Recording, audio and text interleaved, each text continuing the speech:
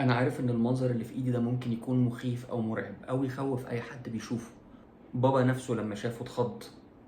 ومش باعمل كده عشان ألفت الانتباه زي ما الناس بتقول عليّا، أنا فعلًا ما بابقاش عارف أتصرّف إزاي.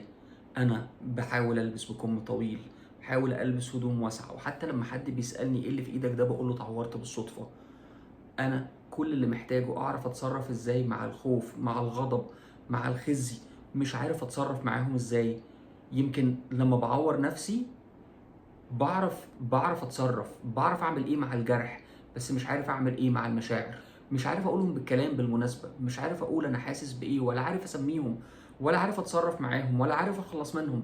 ده حتى كمان بعد الجرح باحس بخزي وباحس بالذنب، وأطلع ألاقي مشكلة كبيرة في البيت، فالاقي مشكلة أكبر من المشاكل اللي عندي. أنا فعلًا مش عارف أتصرّف.